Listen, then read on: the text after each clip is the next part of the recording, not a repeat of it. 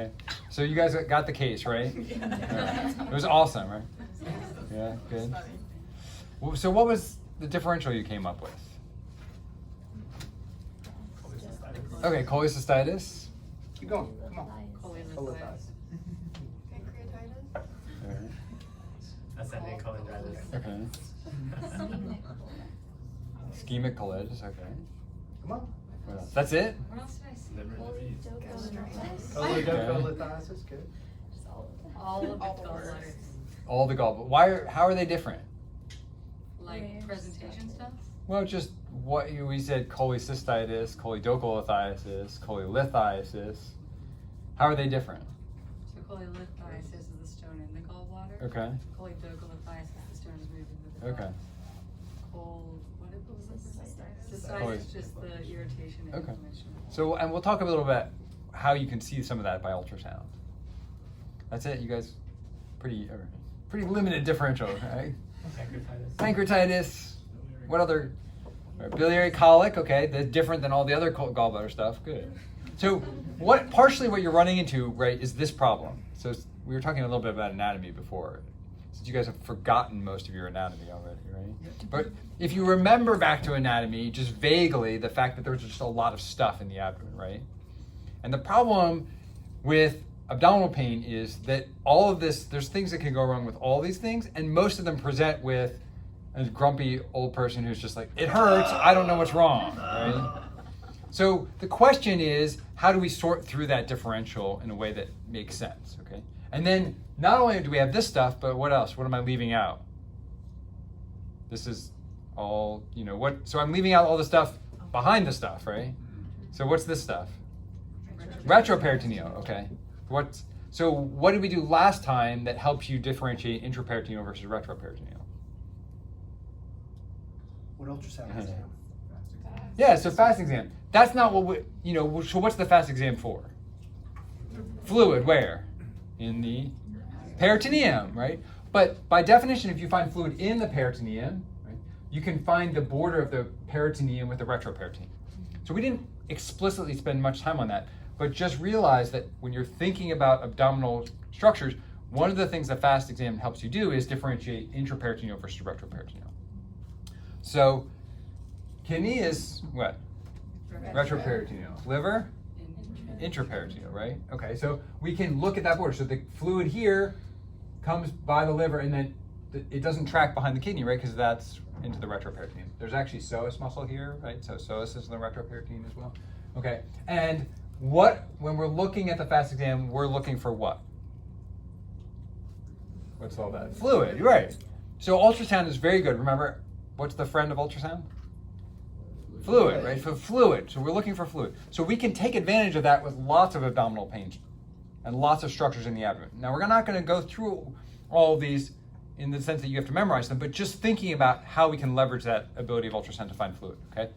So if you have kidney and you have a huge kidney stone that backs up into the kidney, does anyone know what that's called? So nephrolithiasis is the stone. What happens when this kidney What's another name for water? Hydrogen. So that's hydronephrosis. So massive, this is urine, right? So we're leveraging urine, okay? You also have fluid in your small intestines. So if you have a small bowel obstruction and it fills with fluid, then you can see fluid in the small bowel. Does fluid usually move one way in the bowel? What do we call that? Peristalsis. Peristalsis. Do you see the fluid in here? How's it going? Is it going one way or is it just going back and forth? Yeah. That tells you it's an obstruction. So that's the fluid trying to go one way, and then it gets stuck and it goes the other way, and it just goes back and forth and back and forth. Okay? So that's classic small bowel obstruction, back to and fro peristalsis. Okay? How about this? Anyone have any idea what that is? Another This is abdominal hard. structure? So you look, it's linear, superficial transducer, young person. What do you think that might be? Right lower quadrant pain. It's a tube. Appendicitis, yeah. So what's the fluid in this? If it's appendicitis? Pus, yeah. Right, so we can have urine, we can have stool, we can have pus, we can have blood and urine in the bladder. So that's a bladder with a big blood clot in it. And that's a Foley balloon right there. That's a tube to drain it out. So if that person is in urinary obstruction, right, their bladder's not draining, so their bladder gets distended, and then they have tons of abdominal pain. So just to give you a sense of, you can use ultrasound to help you find fluid where it shouldn't be, in lots of different places in the abdomen. Okay? This is what we want you to start thinking about clinically is, clinically, if I have an ultrasound probe, what are the things that I could see as a clinician? What are the things that may be more challenging? So you could do an ultrasound to look at cirrhosis of the liver, and there's really fancy ways to do that. That's pretty difficult, but finding fluid where it shouldn't be, pretty straightforward, okay? So we're doing gallbladder today, so let's talk about how that helps us with gallbladder, okay? So for those who had trouble, how many people had trouble finding the gallbladder so far? All right, so where's the gallbladder anatomically? Right upper quadrant, and it looks like it's underneath the liver, right? By ultrasound, the gallbladder is not underneath the liver. So do not look for the gallbladder underneath the liver. So one of the things I've told every group so far is, an important dictum in ultrasound is never look for the structure you're looking for, okay? Never look for the structure you're looking for, because you're gonna spend all the time looking for the gallbladder, right? So what is something that everyone has that's in the right upper quadrant? A liver. Everyone has a liver, okay? And it's always in the right upper quadrant, okay? So if you say the gallbladder's in the liver by ultrasound, then don't look for the gallbladder, look for the liver, okay? What other nice vascular structure sits in the liver that has to be near the gallbladder? The portal vein, right? Because the gallbladder has to empty into the biliary duct, so it has to be close to the portal triad. So you find the liver, you find the portal vein, and then if you can identify those two structures, you can start to find the gallbladder. Now, how did we tell you, what did the portal vein look like? How is it different than the hepatic veins? How do you know the difference by ultrasound? Portal veins have, not straight lines, but have bright walls. And remember we told you how to remember that. So remember, we eat a bunch of junk fat and all that stuff. So the portal veins bring that blood with all that fat and stuff back to the liver to get detoxified, so it gets in the wall, so it makes it bright. Your liver cleans it up, and it sends clean blood out, which is these dark lines. They look like veins without circles, right? Without walls, right? So dirty blood comes in and makes the walls bright. That's portal veins. Clean blood comes out hepatic veins. Those look like they have no walls. So we can look anywhere in the liver and find these bright wall structures anywhere. And we follow them all the way until it comes to one. As it exits the liver, the neck of the gallbladder is always there. And then the gallbladder should be, if you haven't just eaten, right, should be full of what? Of fluid, right, bile. So that's the other thing. So you have fluid-filled gallbladder, okay? So some of the things that can go wrong with the gallbladder, so someone said cholelithiasis. So what's cholelithiasis? Stone, okay? So pretty easy to see a stone in a gallbladder. And you can also see portal vein. What's that? What do you think that structure is sitting right on top of the portal vein? Okay, so yeah, cystic duct comes, right out, and then common bile duct. Essentially, at that point where it's right above the portal vein, most of the time you're at the common bile duct. But you're right, where it's coming out of the gallbladder is your cystic duct. For all intents and purposes, by ultrasound, telling the difference between where the cystic duct ends and the common bile duct begins is virtually impossible. So you can call that the common bile duct, even though there are parts that are more technically the cystic duct. So do you think this person having any pain? That stone? No. So that's cholelithiasis, right? It's just asymptomatic, that's sitting around. So when would that cause problems? So it gets stuck. So that's a big stone. So where might it get stuck? Okay, so it can get stuck in the cystic duct, still pretty small, right? Or it can get stuck at the neck of the gallbladder. Does everyone see that big stone there? So big stone, that's the gallbladder. So why is this person having pain? Yeah, bile kinkouts. What's the gallbladder doing? It's contracting against a fixed obstruction, right? That is symptomatic cholelithiasis, okay? So they're having pain, okay? Now, if they're smaller stones and they're passing them intermittently and they're having kind of these brief episodes where they're, and they pass a stone and they get better, what's that? Biliary colic, right? Yeah, so this is a big obstructed stone, but you can have smaller stones. You can imagine that they can pass those, but this one's not going anywhere. When this bile sits around here for a while, nice warm fluid-filled environment, what happens next? Bacteria. Okay, so bacteria get in the bile, and then what follows the bacteria? Inflammation. From what? Okay, reaction. What's from? Immune system. What specifically? What? Neutrophils, and then the chemotaxis, And then when the neutrophils die, you get what? Macrophages, and you get pus. And pus is what color on ultrasound?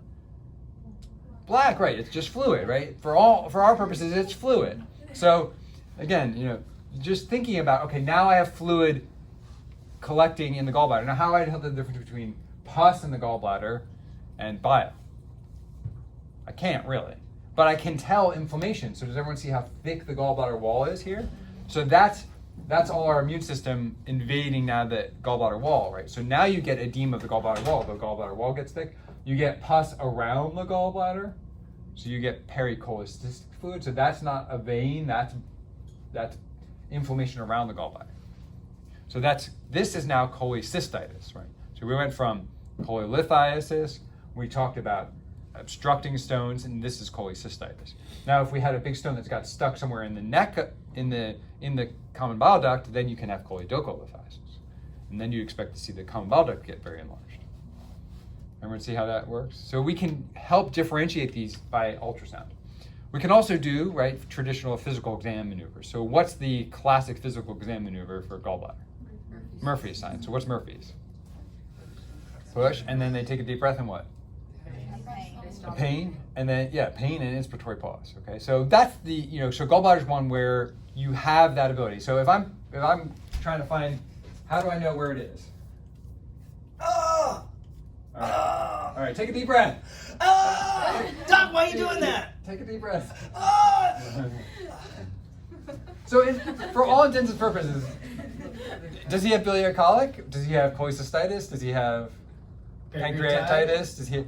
So there are a lot of limitations. I mean, it sounds good, but in honest truth, when they have pain here, there's 800 different things, right? So there are some limitations to just trying to do the physical exam maneuvers. If you think about this as well, there are some things. So inspection, when would inspection be helpful for abdominal pain? Trauma, yeah, exactly. Yeah, that's right. So yeah, if there's a knife sticking out of the right upper quadrant, yeah, or even ER doctors can do that. Yeah, I can do that. Yeah. Well, what about where a knife has been? Yeah. It's mostly a scar. Yeah. See, we see people all the time. They're like, "Did you have your gallbladder out? I don't know. Appendix out? I don't know. What's that scar from on your belly? When I got my appendix out." Yeah. Do you have any medical problems? No. What are all these scars? Oh, well, they had to take out half my colon because I had colon cancer, and so yeah, scars can help you. Bruising can help you. Things like people can have the knife might not be there anymore, but just a stab, a stab wound. So that definitely can. How about auscultation?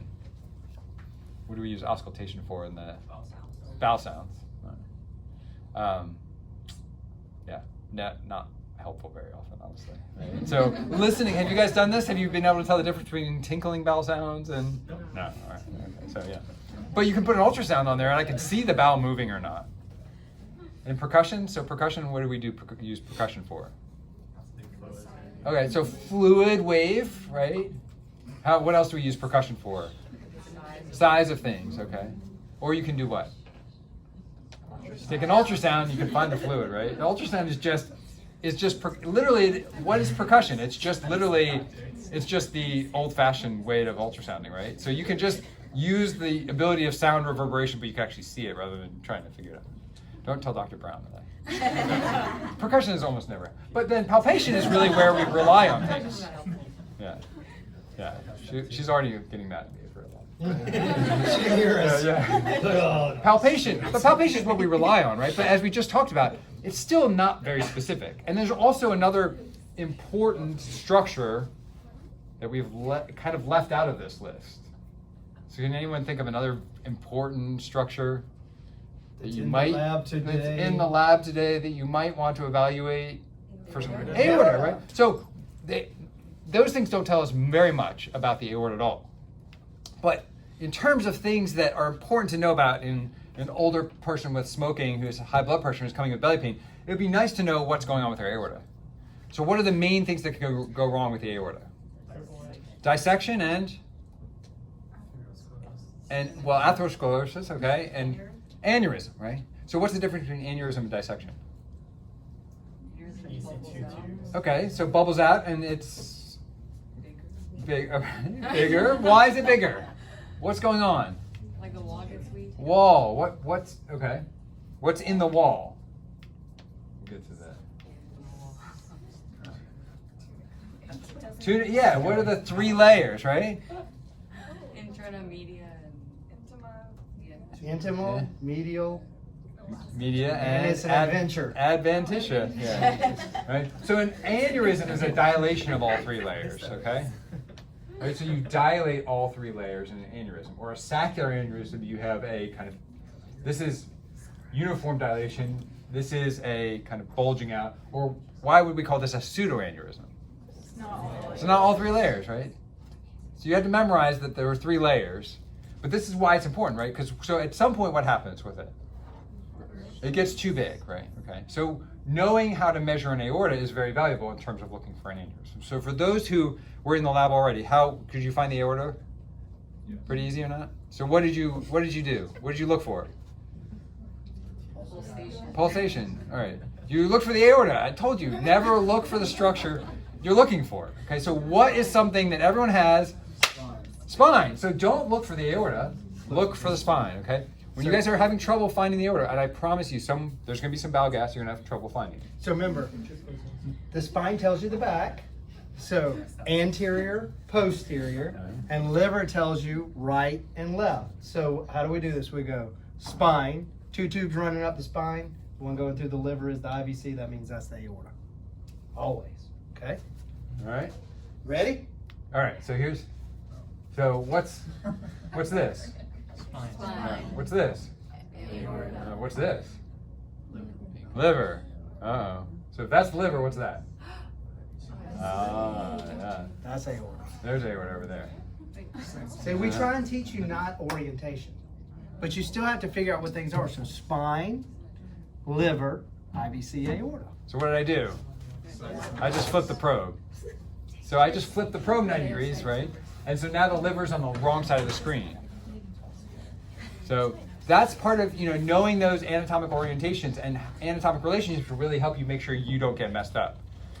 That's also why we tell you make sure you keep your probe orientation correct, because you can get fooled very easily.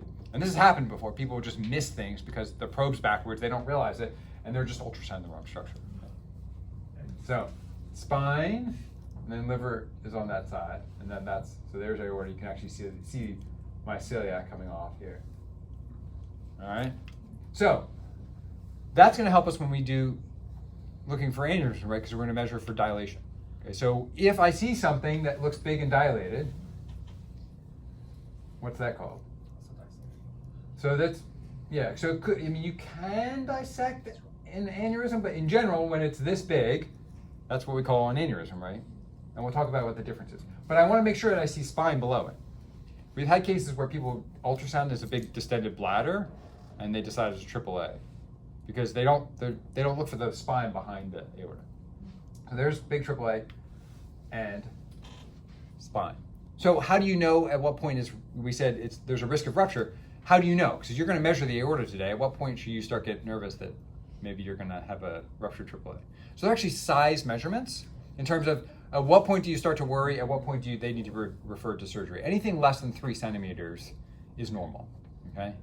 And then when you get to about 5 to 5.5, that's where you start to say they need surgery sooner rather than later. So you have this nice gray zone here between 3 and 5 where it's a problem, but it doesn't necessarily need intervention. So people can walk around with 4 centimeter aortic aneurysms for their entire life and never need anything done. Pretty high risk intervention, right? Trying to repair someone's aorta isn't without risk. So you don't want to just go in and repair everyone just because they're a little aneurysm. So here's another one. So in terms of what we said they rupture, where would you imagine an aneurysm could rupture? It gets bigger, bigger. So the wall gets weaker. So here's an aneurysm. Where is that bleeding into? Going back to our very first idea of what the fast exam helps us do. So essentially, it's we're rupturing into the peritoneum into Morrison's pouch. How long do you think it takes to empty your entire blood volume into Morrison's pouch? 2 minutes. Yeah, 30 seconds. Yeah, with this, 30 to 45 seconds to get all that blood in there, right? Your peritoneum can take your entire blood volume. So this person, if once their aorta ruptures, it's 2 minutes before they're pretty much unsalvageable, right? So why do most AAAs that rupture actually make it into the hospital? Where else could you rupture? Oh, retroperitoneum. So what's the difference? What's back in the retroperitoneum? Nothing. Nothing. I mean, but there's no potential space, right? So it's all fixed space. So when you rupture to the retroperitoneum, there isn't just lots of potential space for you to bleed into. So if you rupture in the retroperitoneum, you can have pain. You can last 2, 3, 4 hours, right? So knowing the intraperitoneal versus retroperitoneal is actually really relevant to AAAs as well. And then we talked a little bit about dissection. So you can rupture any. So if we have all 3 layers here, so with an aortic dissection, what happens? So yeah, so it peels off a layer. So if this is my SMA coming off, and I rip off a layer, what do you think? How do you think my blood flow to my SMA is doing? Yeah, down, right? So if I tear off a layer, I don't get blood flow back to the SMA. So what does that cause?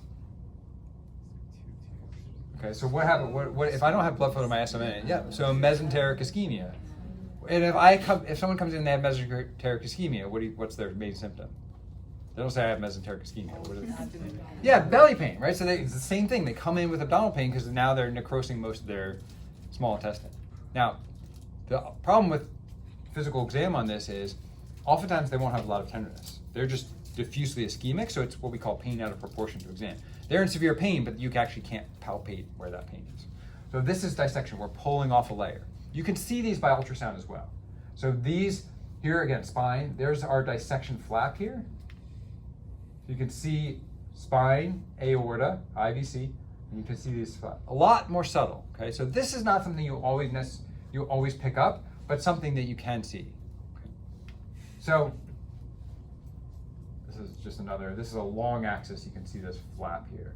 Again, this is not something we expect you guys to be able to do, but just giving you a sense of how ultrasound might be able to help you. So we can use not just ultrasound, but all of the history physical stuff. So if we were seeing a patient and they came in, we were worried about these 3 things. What do you think in terms of heart rate? Aneurysm? High. How about dissection? High, yeah, okay. And they're having pain from cholecystitis? Yeah, so probably all the same. Now how about blood pressure wise? Aneurysms, if they're bleeding out, probably low. But dissection? I mean, oftentimes they'll be high just because they're vasospasming. Okay, and then with cholecystitis, high if they're in pain. What if they're infected? And they have sepsis? Low. So can be variable, okay? So, again, this is helping you decide, but if you imagine just relying on someone's vital signs to be like, oh, you have an aneurysm, or it's pretty hard. Pulses, right? So with an aneurysm, you might have equal but weak pulses. Whereas if you shear off a iliac artery, you can imagine where you might have a pulse differential. Okay, and then with cholecystitis, again, they're not having a vascular emergency, so their pulse should be. How about abdominal pain with an aneurysm? What do you think? Do they have pain? Yeah. Any other classic physical exam finding that you guys learned in terms of aneurysms? What's that? I mean, oftentimes you won't necessarily hear a bruit. You theoretically could. But they can sometimes have a pulsatile abdominal mass, okay? And then we talked a little bit about dissection, right? Abdominal pain and dissection. And we also talked about that cholecystitis, right? So you might have some pulsatile mass. You often will have no tenderness, no real good signs of dissection in terms of your abdominal pain. And then classic Murphy sign. So you can use these things to kind of help guide you, but ultimately the ultrasound is going to help a ton in helping you refine that differential. So hopefully this is helpful in you guys thinking about why would you want to do this. You're going to spend a lot of time ultrasounding for the next couple hours just thinking about how would you actually use this in a patient who has undifferentiated pain.